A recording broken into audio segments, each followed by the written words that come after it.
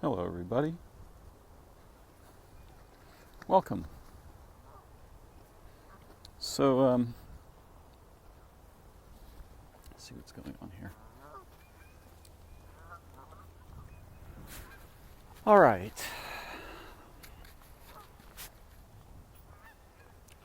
My last recording was destroyed, unfortunately. I think it was quite good, but perhaps this one will be even better if we're lucky or if I'm skillful. Unfortunately, I got a new phone, and it's the first smartphone I ever purchased. Yes, I have resisted purchasing smartphones since they were invented. There's a long set of stories about this. I've been a technological consultant since approximately 1985. Think about that. Probably before many of you were born. I was learning how to use and teach people how to use computing devices. And probably around 1996, I began to see them as extremely dangerous. Shortly after email began to become commonly used, my first email address, by the way, was cyanosis, medical condition in which you're turning blue because there's no oxygen in your bloodstream. Yeah, cyanosis at slip.net, one of the first ISPs in San Francisco back in the day.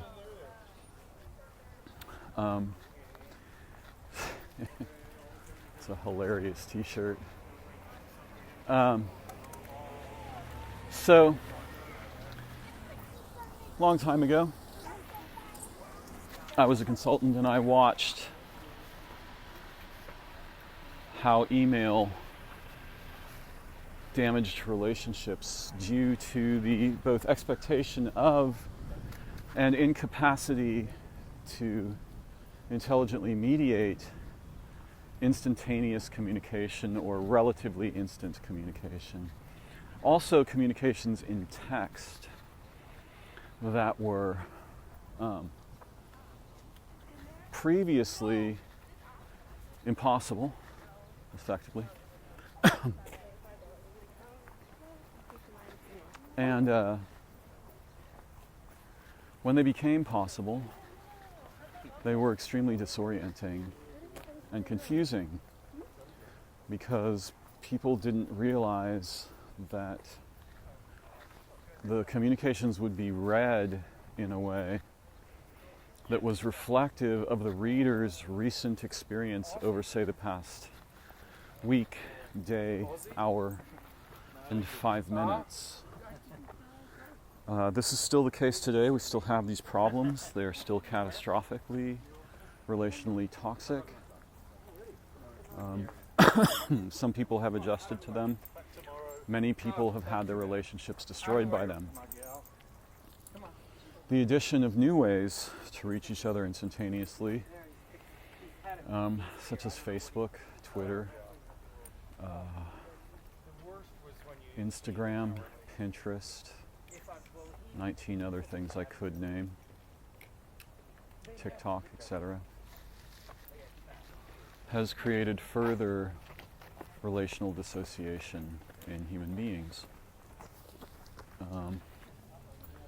The technologies developed incredibly quickly. Our capacity to withstand their largely toxic and intrusive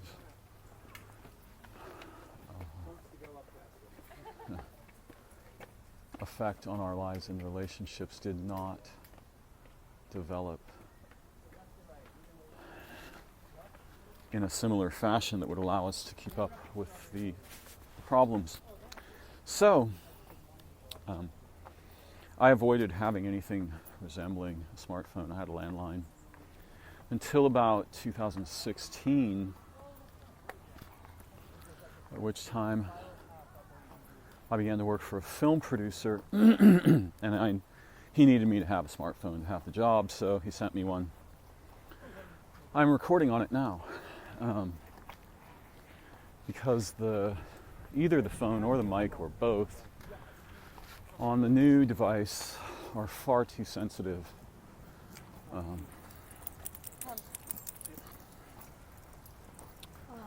So my last recording was basically none of my voice and a lot of footstep sounds. Yeah, highly problematical. Disappointing to me as well. But here I am today, so excuse me, a little bit of housekeeping.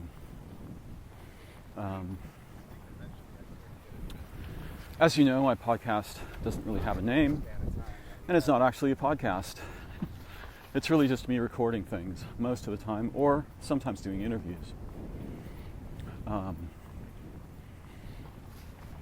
There's been a large recent influx of potentially new listeners, primarily based on my interest in Ammon Hillman.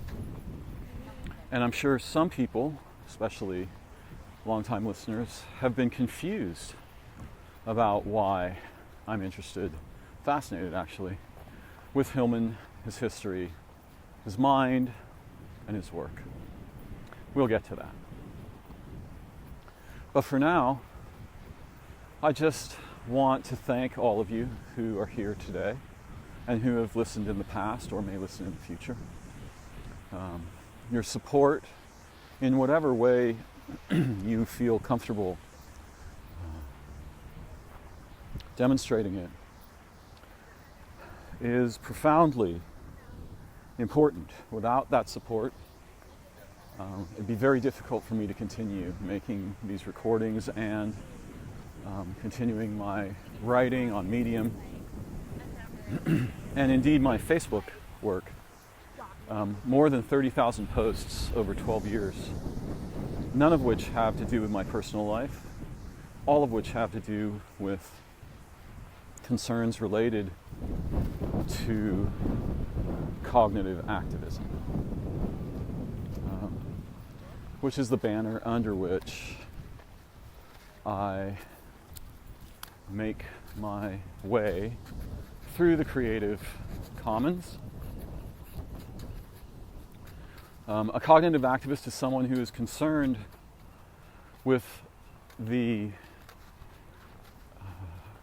pitfalls and opportunities implicit in human cognition, linguistic behavior, cultural milieu, sociological and economic situation. And that's my area of expertise. Language, semantics, poetics, philosophy, linguistics, the difference between the nominatum and the nominata. Have I got those right? I think the nominatum is the signified and the nominata is the sign, that which points at the signified.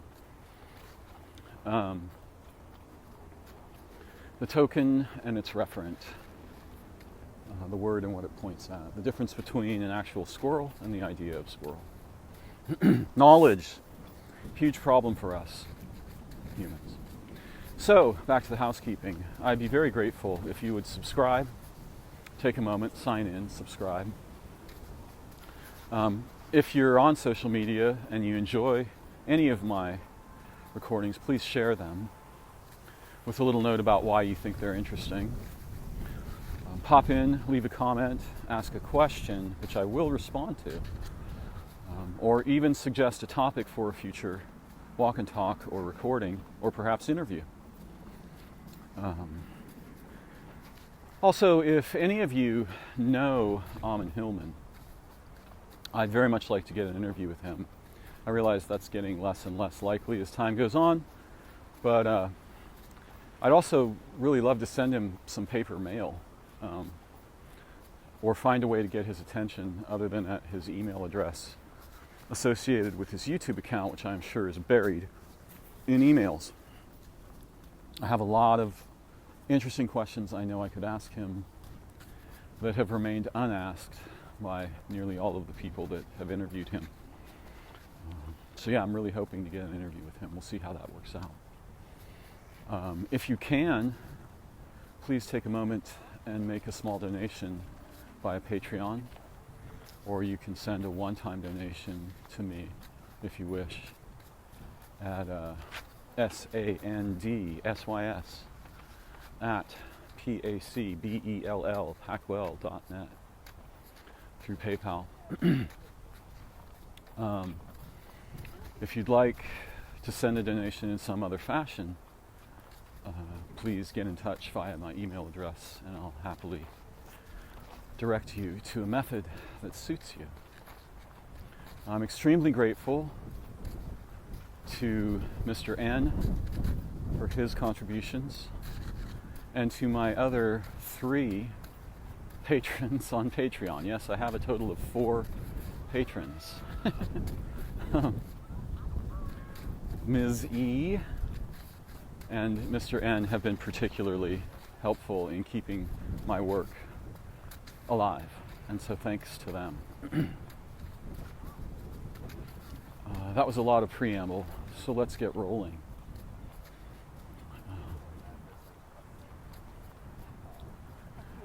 The problem of knowledge is very profound, and what I discussed in the video that is now lost forever to noise is the crucial imperative of teaching each other to understand, to clearly be able to understand and relate with the dangers and opportunities implicit in representational cognition, which is what I refer to, the phrase I use to refer to the modes of thought we are most commonly engaged in as moderns. These are modes that tend to abstraction, and to abstract us from participation in deep relation, intimacy with ourselves, our companions in the living world. Exceptions granted. So that the world becomes a catalog of things. And the things have, in their definitions, very limited depth. We know that a tree is the kind of an organism that qualifies as vegetative. It is a plant. We may know some words about its structure. It has branches and leaves and roots and bark and cambrium and so forth. We may know it's Linnaean, Cedrus atlantica.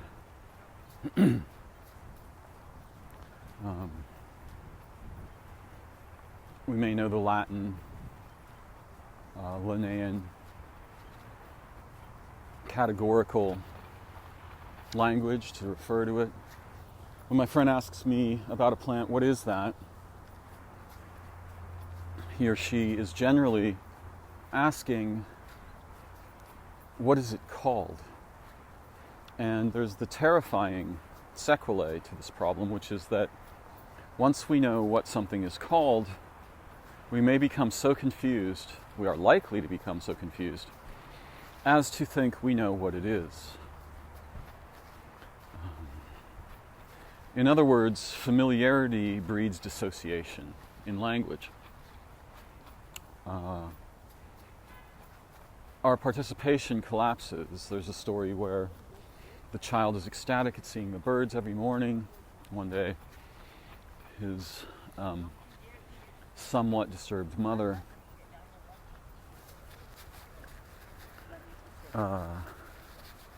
tired of his catastrophic enthusiasm at an ordinary phenomenon, perhaps, says, "Oh, those are just sparrows." And the child inevitably notes the adult's abstract, dissociated lack of engagement with the situation, and soon learns to emulate it, so that later, upon seeing the same phenomena, the child will ignore it. and think to themselves, oh, those are just sparrows.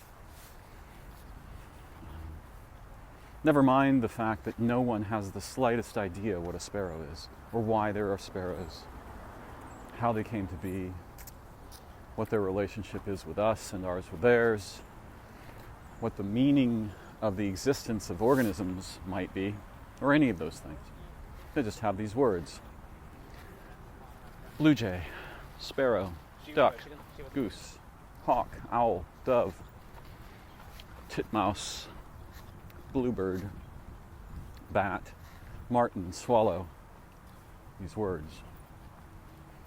And so what you'll notice is that, as Feynman once said, and I think it's not clear whether he was using the actual words. I think his father, and in the story, Feynman may have even made up this story. He's just making up words, but he tells a story of being young and his father pointing at, a red-bellied sapsucker, let's say. And his dad told him, in English it's a red-bellied sapsucker.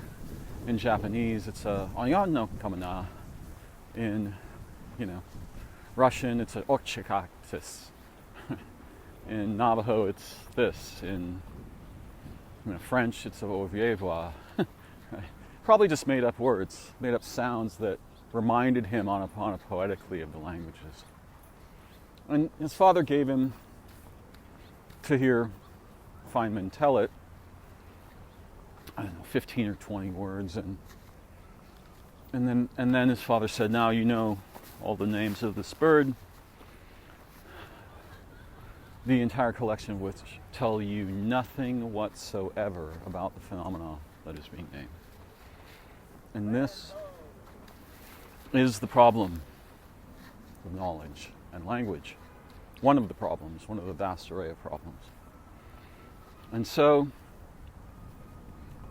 an array of skills that we imagine to have the power to lift us into new dimensions of intelligence, relation, opportunity, skillfulness, awareness, understanding, consciousness, creativity, wonder, awe, curiosity, so very often as we age have the opposite effect. Destroying and crystallizing the faculties with which we might otherwise become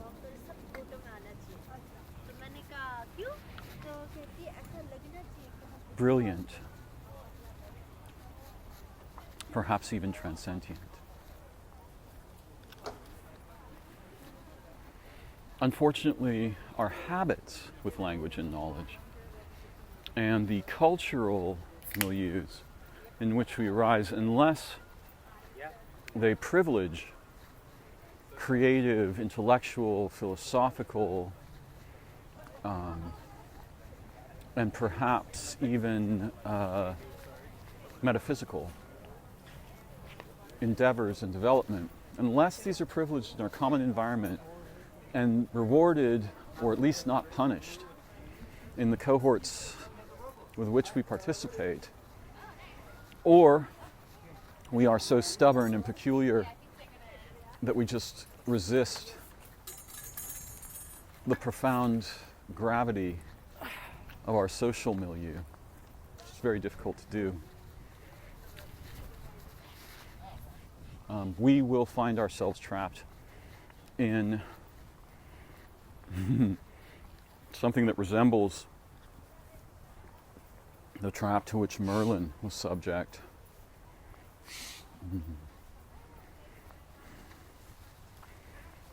By the witch who enchanted him and who he adored. Was it Mordred's mother? Was it Mordred's daughter? I cannot recall her name at the moment, but she trapped him in a crystal in a cave. He was frozen there. As I recall, and this is what happens in our minds, you see this as people get older, their consciousness just crystallizes. They may even have certain domains of vocational expertise at which they're quite well developed and capable, professorships and so on, and yet they still crystallize as they get older. And often we begin this crystallization when we are young. The death of the imagination in childhood, the ability to play and invent worlds in consciousness almost as if we are dreaming while awake, with nothing more than a stick or some mud or some sand to dig in. The child's mind naturally, the rivulet of water flowing down the gutter, its wavefront, picking up little bits of detritus and leaf matter and causing a catastrophe for the line of ants that was crossing the path of the water, and all of these things. When in childhood, these are universes for us. The bathtub becomes all oceans. The child plays at being Poseidon. The young boy destroys the flotilla of battleships that might be represented by nothing more than toothpicks, with a tidal wave. All of these imaginal capers and the cavorting of the imagination playfully in physical reality rapidly dies over time. And we are told that the reason this happens is that we grow out of play. This is not what happens.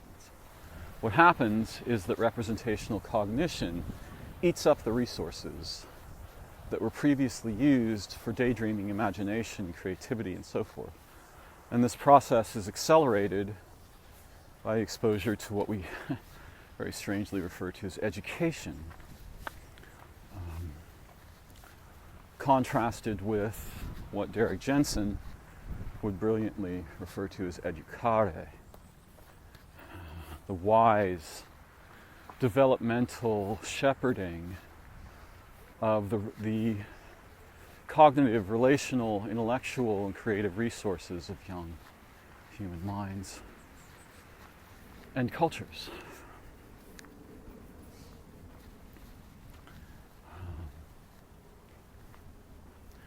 So this knowledge stuff is very, very dangerous. And some of us, there are many brilliant women and men who are cognitive activists without necessarily wearing the label. It's a very uncommon label. But all who seek to enlighten us about the dangers and opportunities implicit in language, knowledge, education, philosophy, science, metaphysics, in some cases religion. All of these beings, they are cognitive activists.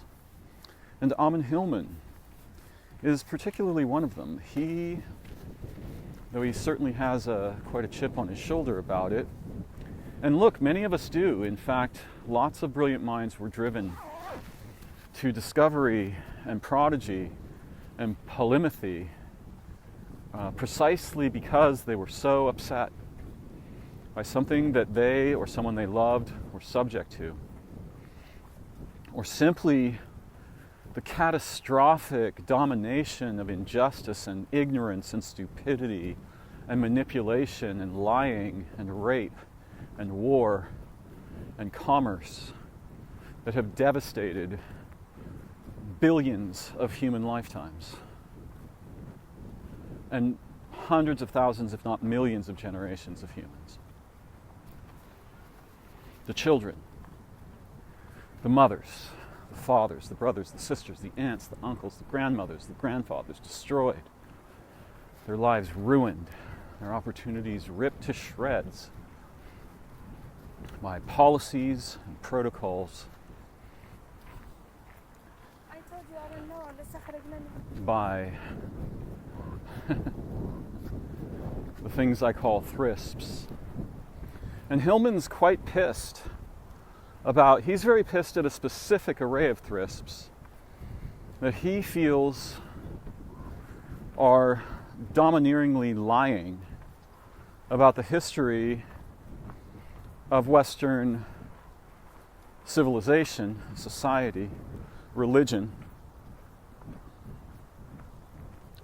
He's very angry at some strands of religion that he thinks of as usurpers and narratological tyrants, right? Christianity, perhaps Judaism. Hillman's not an anti-Semite, I don't think. I don't get that impression at all. And, you know, this question's been explored. No, he seems to love the Jews. He just doesn't think that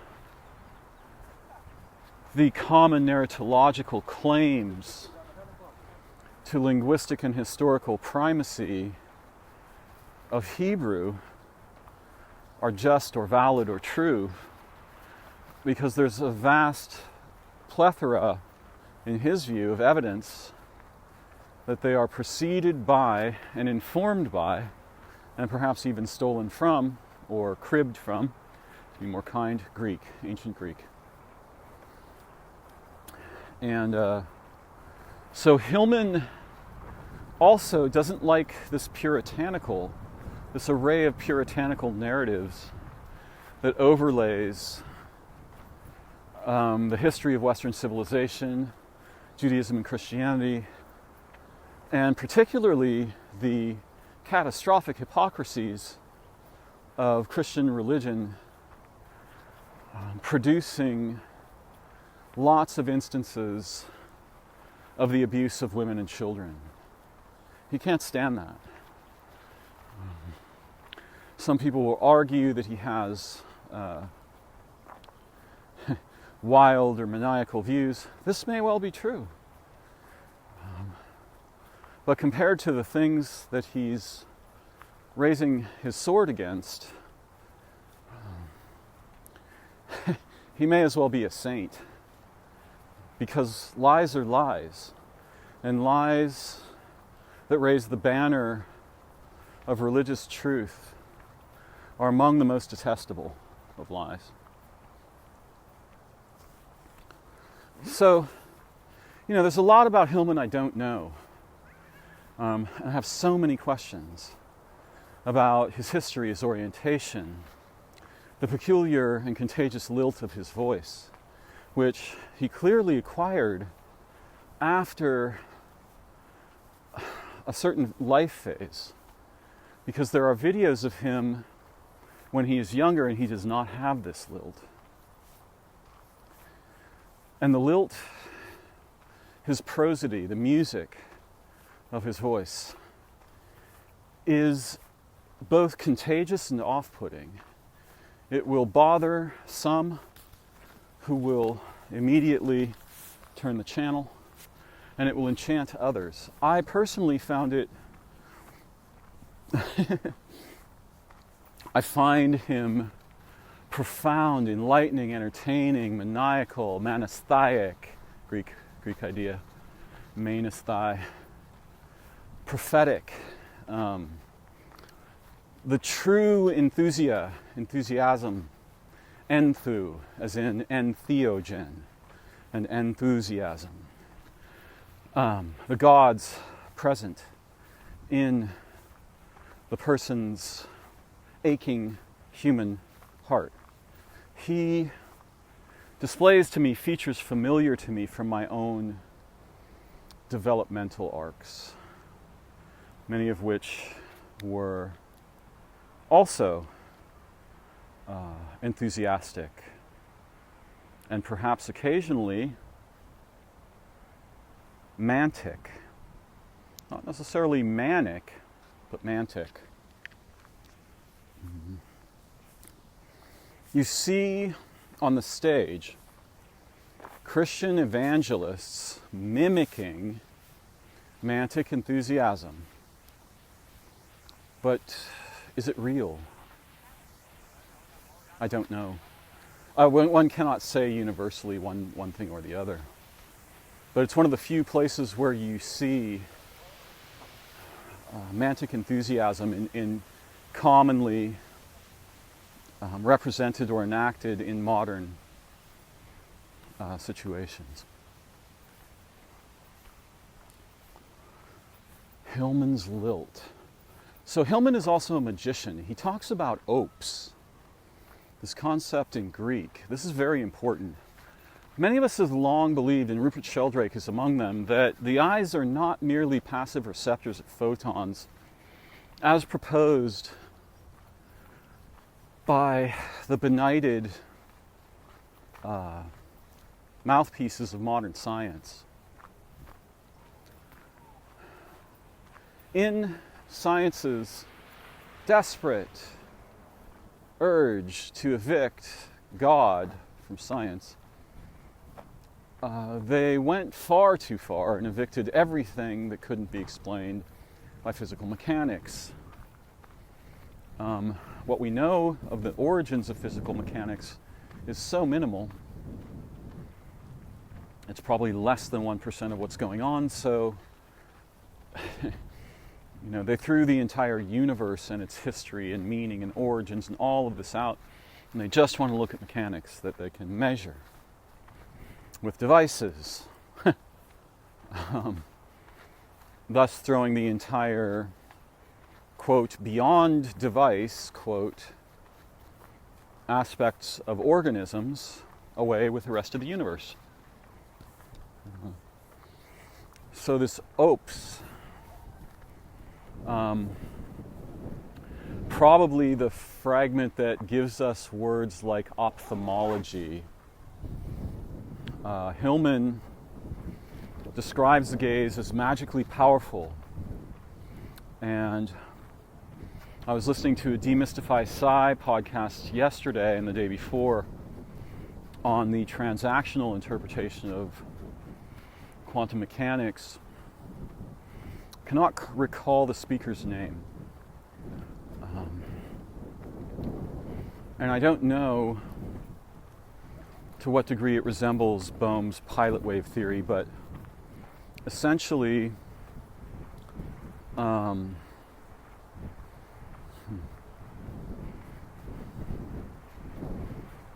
theory posits a situation in which the transmission of energy between particles via the photon, for example, is mediated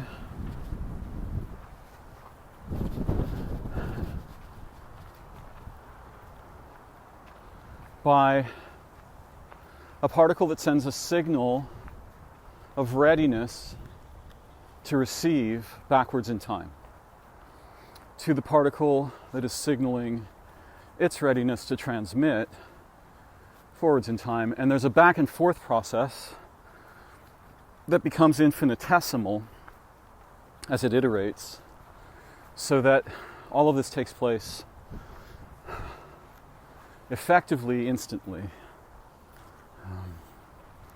And so he was saying, the originator of this theory, that when you look at the star, your eyes are not merely passively receiving the light.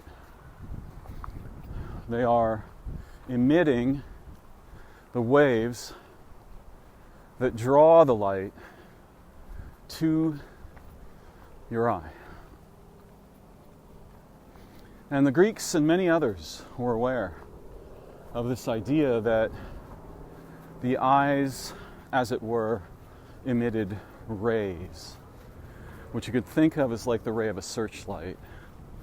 And those rays contact surfaces and beings and transmit information to them, as well as receiving information from them, so that the act of seeing is profoundly physically intimate. It's a giant yellow seaplane flying overhead. It's got some kind of a chain or something hanging from its tail, which makes me wonder no, that wouldn't work. It's not long enough to have pulled a glider. But it's very important to understand how little we understand of the nature of physical existence in 2024. We have what we think of as very advanced physical technology. It's not very advanced at all. In fact, it's primordially disorganized. Any technology that has a good chance of wiping you out is not advanced, let's put it that way. Any technology that has a good chance of ending life on your world, or most of the complex life, is not well evolved. Similarly, the minds of beings who are capable of forging machines, nuclear weapons, bioweapons, CRISPR, genetic manipulation of organismal lineages and so forth, but has none of the intelligence necessary, nearly none, to allow it to survive the implementation of any technology. Clearly, these are not intelligent beings yet. Or they are beings with the potential for intelligence that have been captured by something truly terrifying.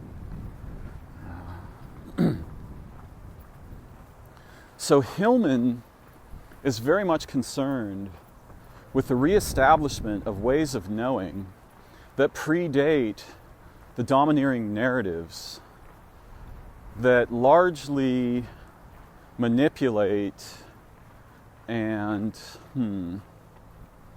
intoxicate, in the terrifying connotation of that word, Western civilization and Eastern civilization, and any civilization that's exposed to them, because you have this huge problem where once you have the strange representation of value that we call money, that kills most games, right? That knocks most games off the table and creates a situation where you have a race to the bottom, mediated by a broad encyclopedia of perverse incentivizations.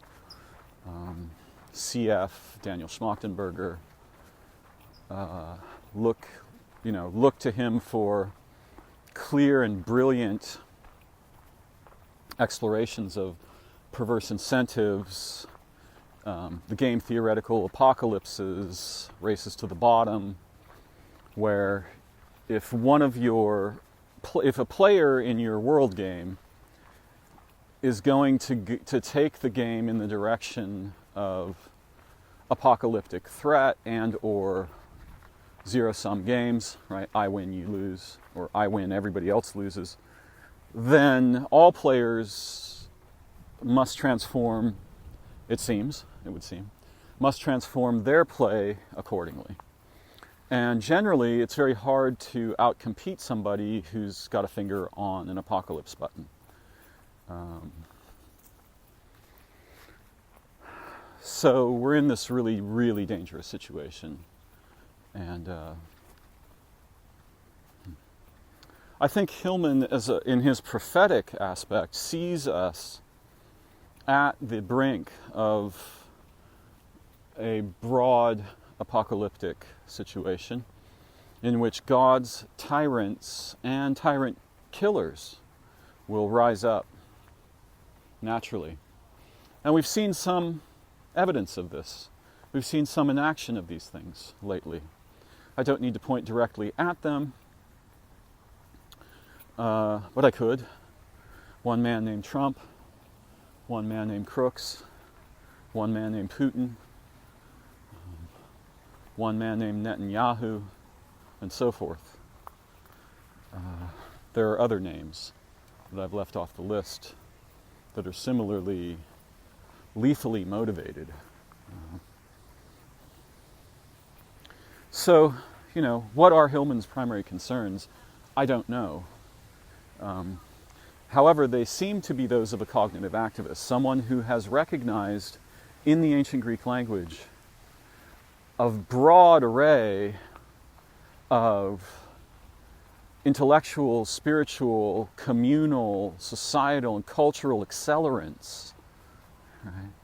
As if the language itself was the kaikion or the theriac, or both, that he sometimes describes in the mystery rites or in use in ancient Greece and other cultures, Pelasgians, I think, that preceded or that the Greeks may have inherited traditions, myths, intoxicants, and knowledge from. Now, Hillman, is okay, he is a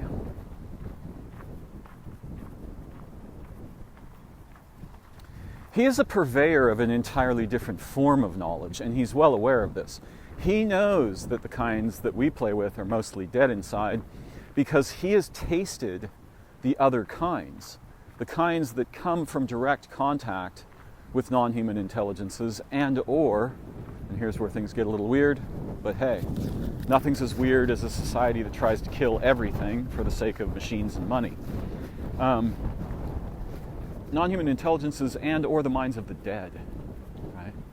Those who came before us, those who lived before we lived and knew the worlds before our world and understood, had cosmologies and ontologies and epistemologies that were radically different from anything we've ever been exposed to.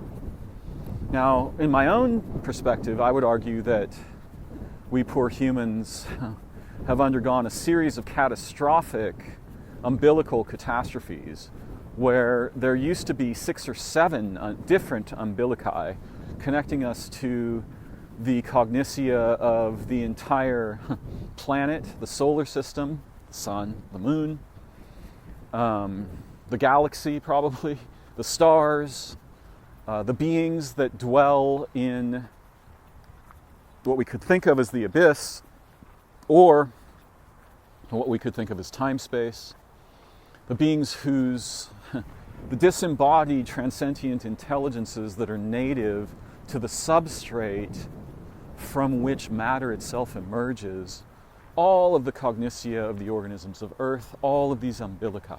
Right? We were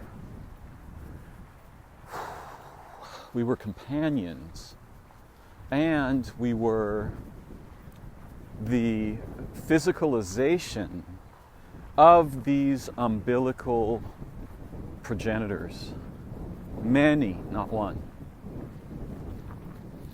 And a series of catastrophes ensued, and there was disaster on both sides of the umbilicus. The humans went insane and became warlike and religious and representationally loopy.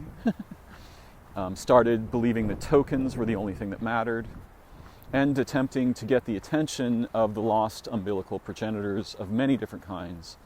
Gods, demons, the dead, the sky, the stars, the universe, the beings that created the universe, all of these things, right? Imagine that humans prior to, say, I'm gonna talk about, well, I don't know where exactly the catastrophes occur. The Younger Dryas events are certainly momentously impactful, haha.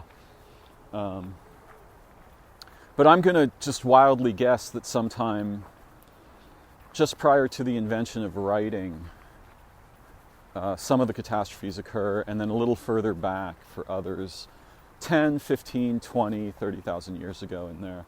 And there was probably a cascade of severances. Take there's this, my friend Eric recommended this Apple show called Severance to me, and it's quite interesting. I like it a lot. I like the theme, the musical theme, quite a bit as well, which turns out to have a Riemannian geometry in it or something. Yeah, it's really trippy. Anyway, in Severance, people opt in to get a medical procedure that turns them into two people. The person who gets in the elevator and goes to work at Lumon Corp, when they're in the elevator, bloop, it switches over, and all their memories from inside Lumen turn on, and all their memories from outside Lumen turn off. And so they're really two different people. Inside Lumen, they know they have a life outside of it, but they can't remember anything whatsoever about it. And it's something like this has happened to the human species. This is part of why the show is so provocative, I think. I don't know whether Hillman would agree with me, but he and I could talk through that maybe someday. There's a catastrophic loss of understanding and awareness of the entire history of the origin of our minds. And we moderns seem to think, which a fact that I find completely ridiculous, that our distant ancestors, and even our relatively recent ancestors, say 3,000 to 4,000 years ago, thought and spoke and lived and acted and behaved with the same kinds of minds we have today. Same value systems, and ideas and motivations and orientations, and all this. It's not possible. It's not possible that that was true. It's hard to explain, but it's the difference between a surfboard and an aircraft carrier, right? Think of the intimacy you experience with a surfboard in the water. It's you, the board, the water. Think of the absolute lack of intimacy you experience with the water in an aircraft carrier. And think of the difference in the motivations that two humans, one on a surfboard and one on an aircraft carrier, have in terms of relating with the water. Now imagine that the water is consciousness, right? We moderns are like the aircraft carrier, most of us, many of us, a lot of the time, not everybody. Our ancestors, they were body surfing. They were intimate with the waters of origin and consciousness and intelligence. And they didn't have machines, but they were not merely superstitious either. So we should be very careful before we suppose that their minds and what they thought and saw when they looked at plants and animals, at elements, at the sky, at the mountain, at the cloud, at the sun, at the moon, at the stars, at each other. Should be very, very careful of thinking that they thought what we think, or anything resembling what we think. I would argue that it's basically impossible that they could have, and what they actually experienced was so staggeringly different that they might as well have been from another universe, not merely another planet. And I think Hillman's onto this fact. He's had some direct experience of this matter. This is why he's promoting ancient Greek and teaching moderns to speak and read it, because he recognizes that there is a vehicle there that is as powerful as the kykeon or the theriac, as powerful as the experience that one has in near death. I would argue that we moderns are hovering on the brink of near life experiences, but we never quite fall over the cliff, most of us, most of the time. And this is why we might be inclined to seek intoxicants, drugs and alcohol, and also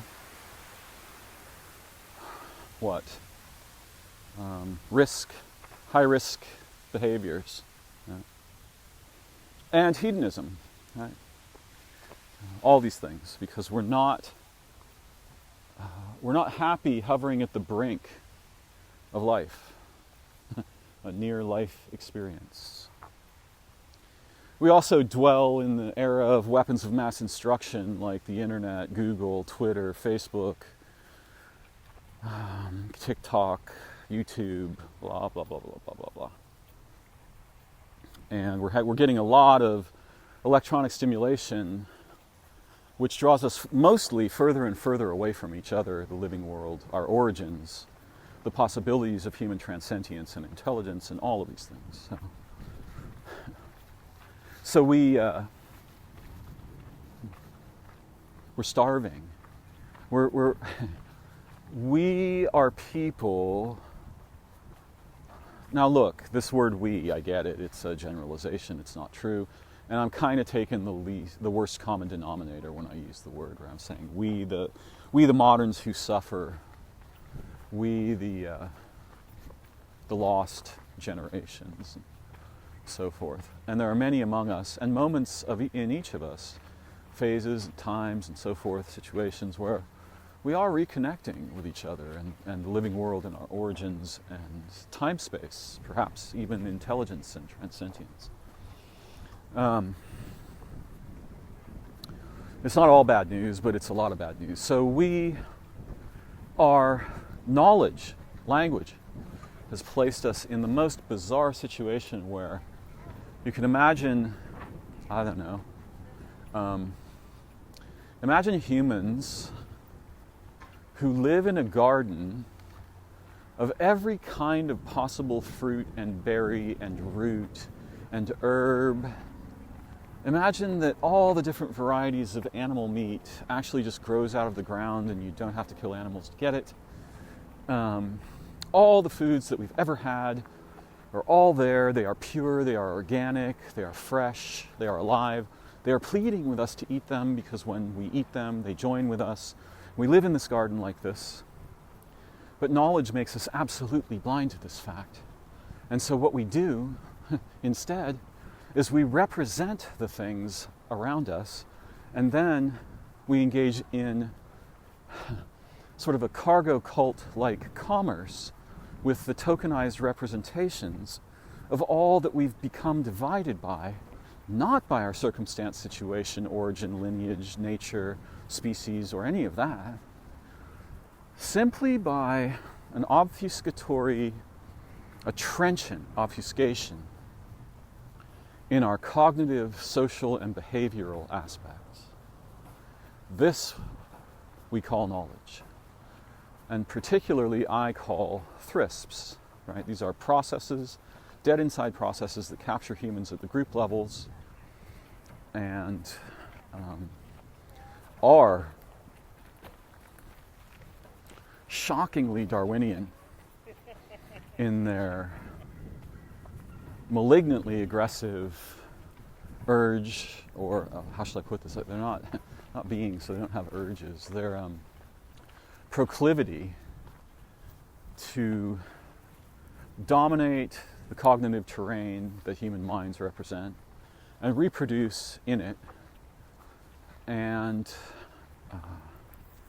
in structure the infrastructure that human cognition creates in a dimension invisible to us. Demons would be better than these things that run us. And, you know, what is a thrisp? Well, Google is a thrisp. Cars are a thrisp. Nuclear weapons are a thrisp. Money is probably one of the primordial thrisps. Because the things that humans do have a sort of an extra dimension in which they can be representationally enacted. We can enact representations of them. And money and virtual reality, the internet and so forth. These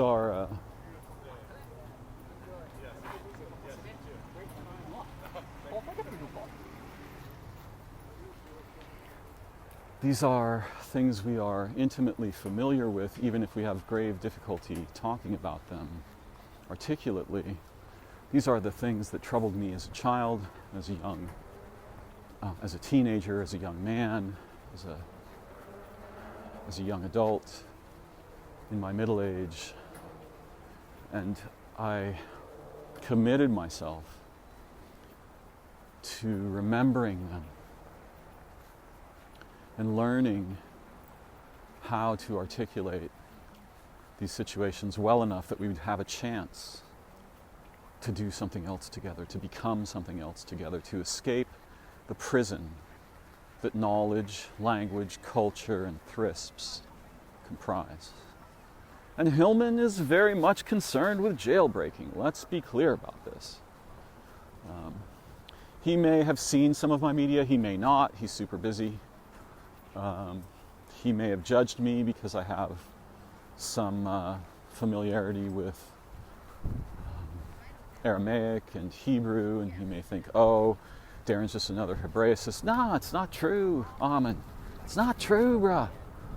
That just happened to be the first language that it was used to teach me the principles, that's all. I acknowledge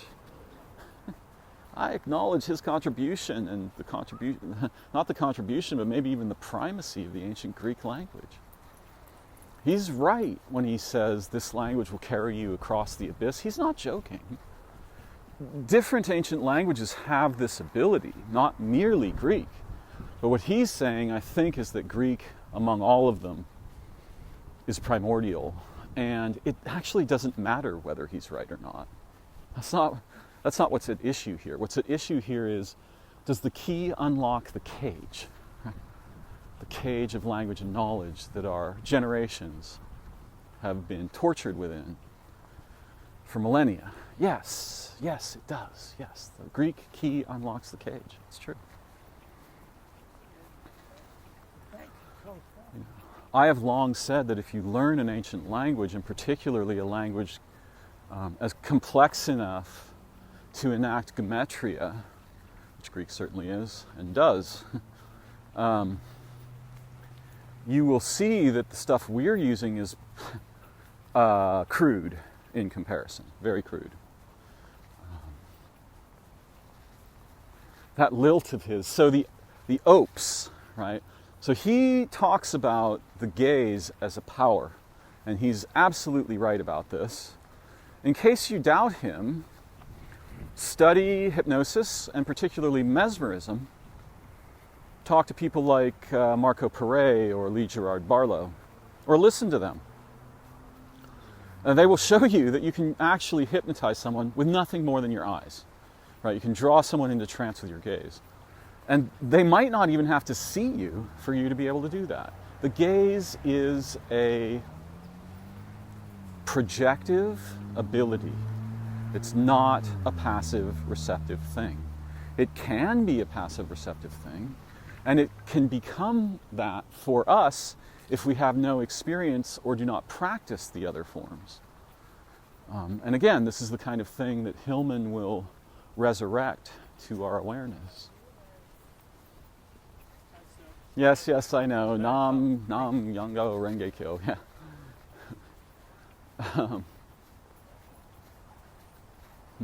I remember the proselyte, but the proselyte does not remember me. Nam Yoho Renge Kyo. Yeah, that's what he was selling.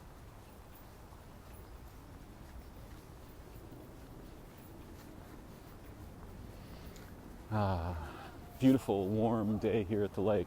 Okay, so many topics. So, one of the things that Hillman's kind of ticked off about is the Christian cribbing and or ripoff of death and resurrection. Because it's not supposed to be, one thing Hillman will tell you is there's nothing like the Christian version of heaven and the afterlife. What there is the aeonic life, which is something that you contact while you are alive. Right? And something that the ancient mysteries would introduce you to by bringing you to death while you were alive and then resurrecting you, or to near death while you were alive and then resurrecting you. And I think there is a hilarious trope here. The one that I mentioned earlier, that we're all busy having a near-life experience. When a near-death experience would be far more useful to us. But there are experiences that don't directly involve death, and yet introduce us to what we might call the aeonic intelligences. And these are the stuff of religion and also of magic, not the illusion kind. But you can throw both of those things aside, because these features of nature and what we could think of as the transcendental are intrinsic to your own body. They belong to you. You belong to them. You belong to them more intimately than you do to your parents or species or genus or planet. You belong to them far more fundamentally. And this is what has been stolen. I don't know if Hillman would agree with me, but this is what must be restored to our people. The direct experience and understanding of this, not stories, not knowledge with a capital K, not words. The direct intimate experience, like a kiss is intimate. Intimacy with these origins in nature and the transcendental that are fundamentally the true legacy that is intrinsic to our human existence or origin, nature, potentials, dreams, hopes, all of these things.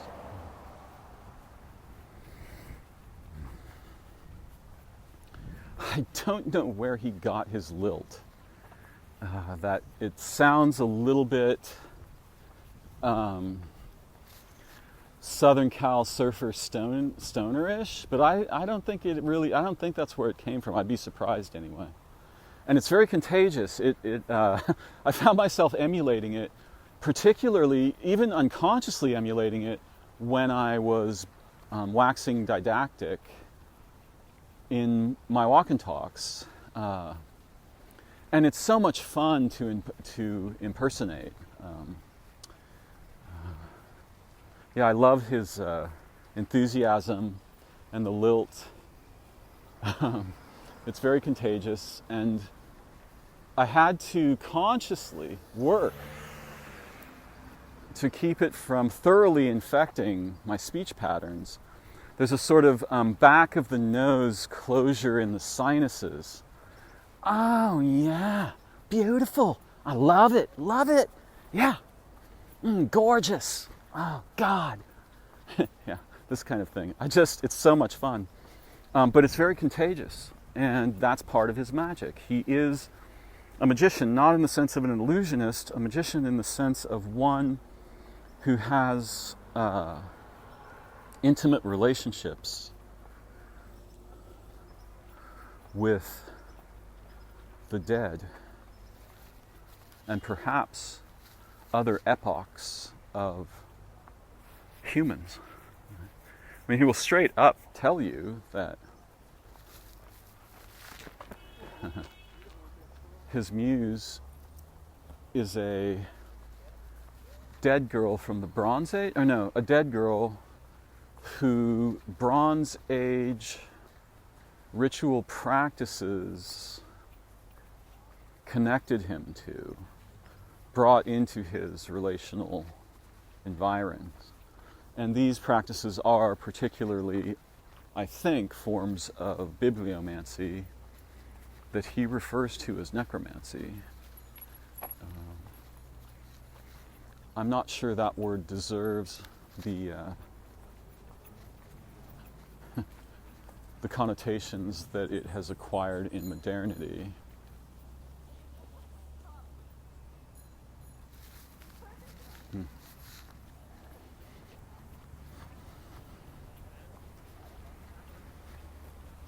There's so much to learn and to rediscover. What we think of as knowledge is mostly a trap. And the way our language contorts our cognition into its least effective capacities and behaviors is not merely tragic, it's more than merely criminal. It's terrifying and tyrannical. And we live and die, most of us, completely unaware of this. We're just held in the sway of these processes. And when someone comes along who threatens to free us, most of the time what happens is the polis, or the the lack of an actual educated polis, the mob, they execute them. You know, an angel I once knew said to me, last time, this isn't actually true, but it's still an interesting trope. The last time we sent a guy to break you out of the prison, you nailed him to a tree and killed him. This time we're sending everybody. Which is a very fascinating promise, whether or not we take it literally. Because what is meant is you and me. And I'm not trying to start a religion or a cult or anything like that. I don't care for those constructs at all. I think Hillman, pretty sure he's a deep believer in democratic liberty. The actual stuff, not the not the commodified, Walmart version.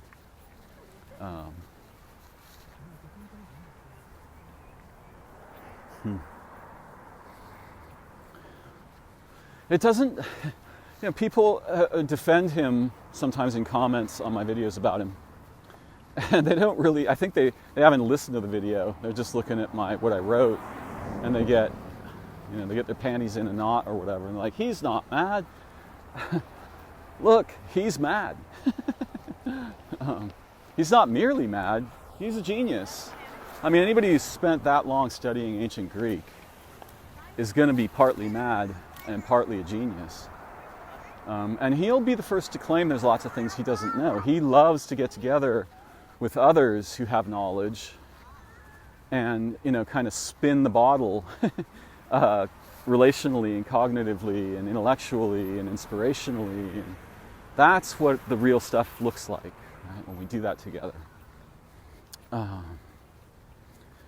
Yeah, I think he's totally brilliant.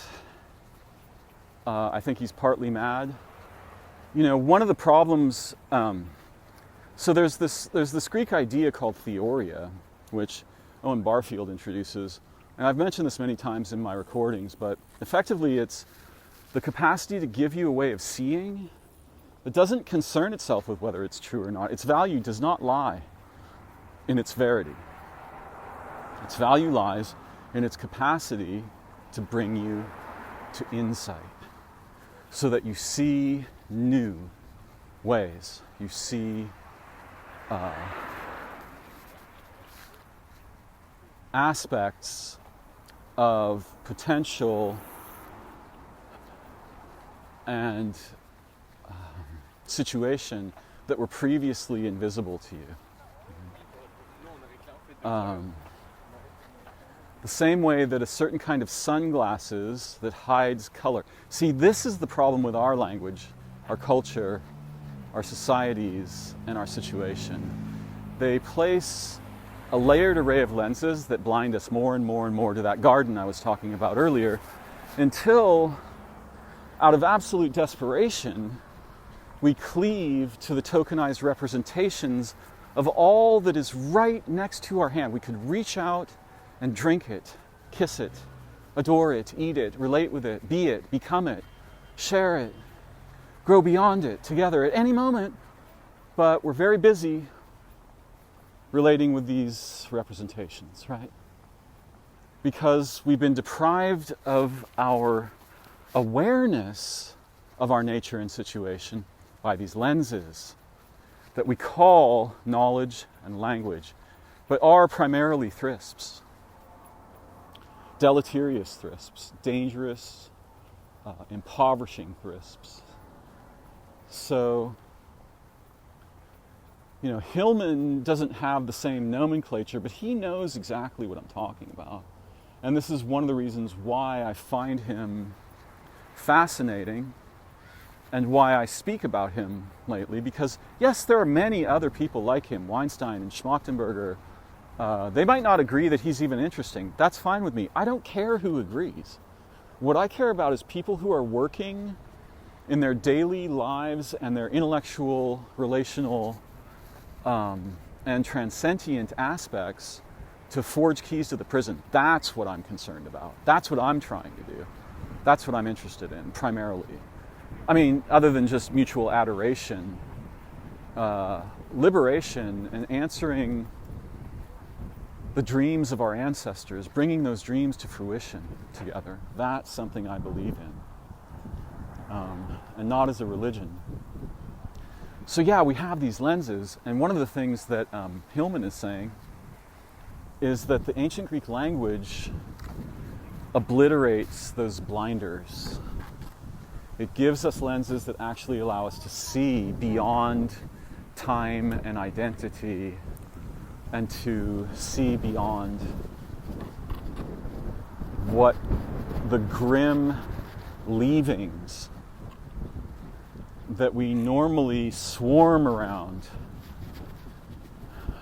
of the thrisps, those processes that eat up everything alive and spit out wrapping paper and plastic garbage and things. Endless, lethal, dead terrains in which there's nothing alive or meaningful to relate with.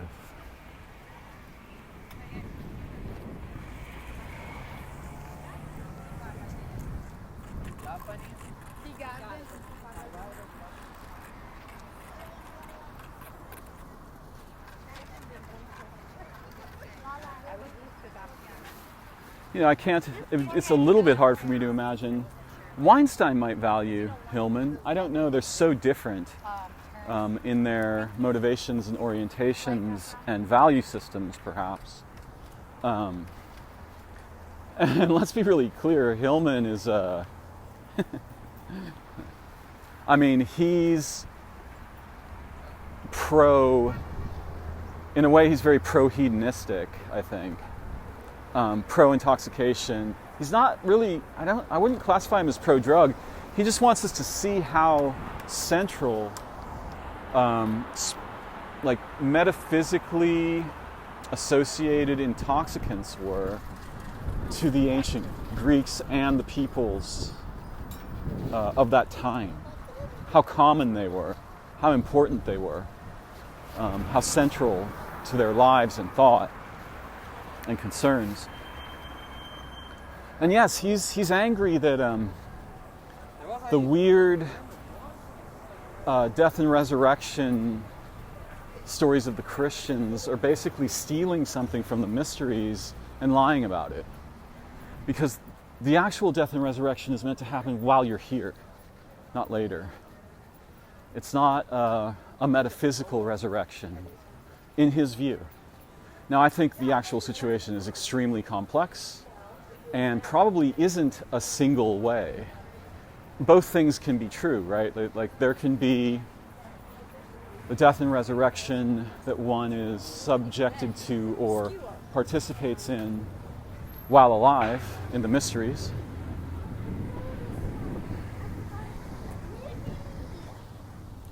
And at the same time, there can be an aeonic or ionic transmission of something similar to the soul between lives or into a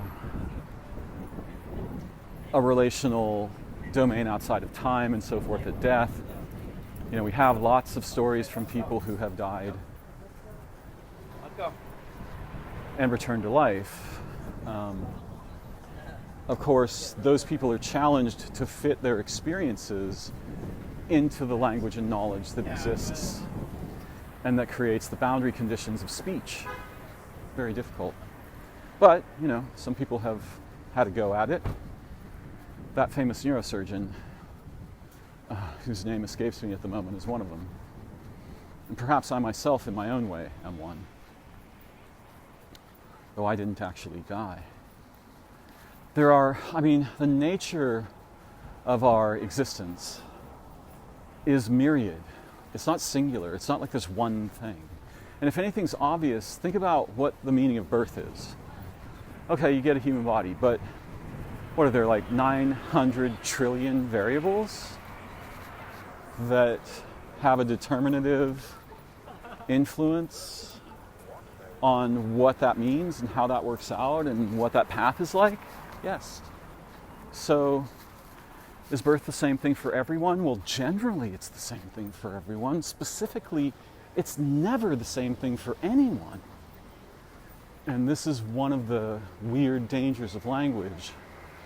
And the other is that denotation tends to rule consciousness, thought, I mean, but connotation rules our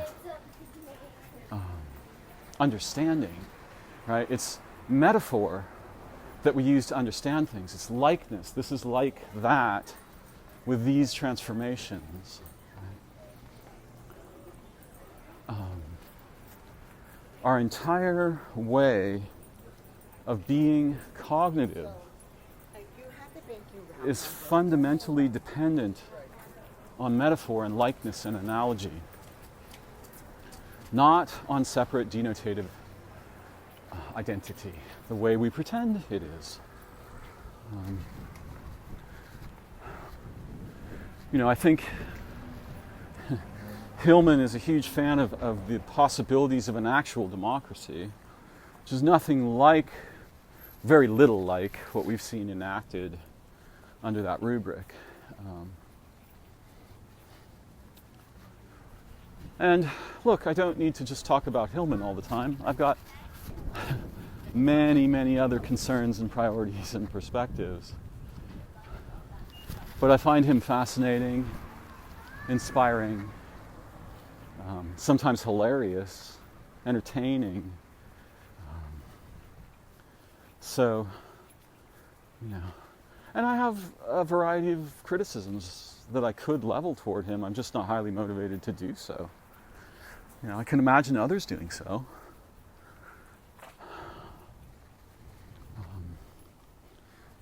Too often in our modern existence, we think, am I in favor of something or do I oppose it? Is it true or is it false? Well, how many one-winged birds have you ever seen fly? I mean, in the mind, what you have is a situation where the more wings you have, the more domains you can fly in simultaneously. And Hillman's a wing returner. He's someone who's trying to put wings back on us that have been snipped off by English and narratological tyranny and religion and so forth. Hey, man.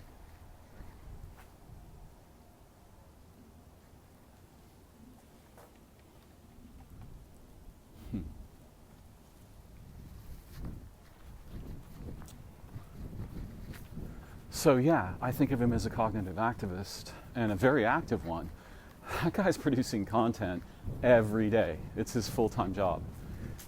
That's brilliant and amazing. He's giving away for free the education, an array of educational assets that would be very difficult to buy anywhere on earth. You couldn't buy them because there's nobody like him. The guy has become a living library, right?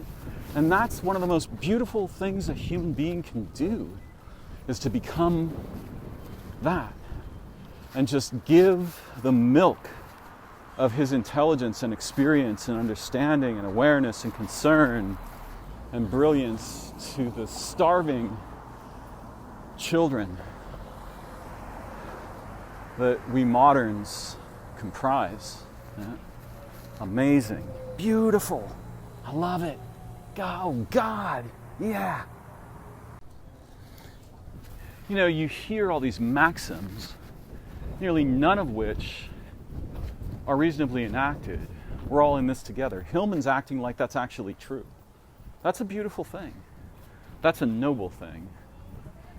You don't have to sit around trying to figure out whether he's right or not. Follow him down some trails and see if you benefit. You will, every time. There's no way that learning amazing things about ancient Greek is not going to enrich your mind, your awareness, your capacity for free thought, for philosophical thought, for evaluation, for analysis, for wonder, for curiosity, for awe, for playfulness, for joy, and for terror. No way, right? He's giving away for free the things that cannot be bought. And in my view, that's a messianic behavior. Right? I don't have to decide whether he's right. I don't have to decide whether he's telling the truth. I don't have to decide whether I agree with him. None of those. If someone's handing you food for your soul and your mind, you don't have to sit there trying to figure out whether they're right or whether they're crazy or any of that. You can just taste the food and see if it lifts you up. It's just like somebody who's drowning being thrown life preservers, right? You see that they float. You don't have to care who's throwing them because they help you float. They keep you alive. They rescue your mind and your memory and your dreaming. They catalyze anamnesis, remembering, the graces of mnemosyne and the muses. All these things matter. These are vital and beautiful, human, transcendental, and exquisite. Thank you for joining me. Take a moment to comment, share, ask a question,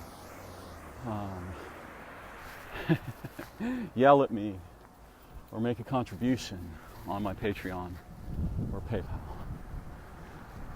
I can't wait to have a chance in the near future to explore and learn together again. And pretty soon you're going to be treated to a recording of one of the Extinctionati meetings, a portion of it, in which we discuss some related matters. So yeah, so grateful for this time together and the opportunity to learn and see, to be mutually inspired, to remember, to lift each other up. Thanks for joining me. May your way be beautiful, blessed, and healing. Peace for now.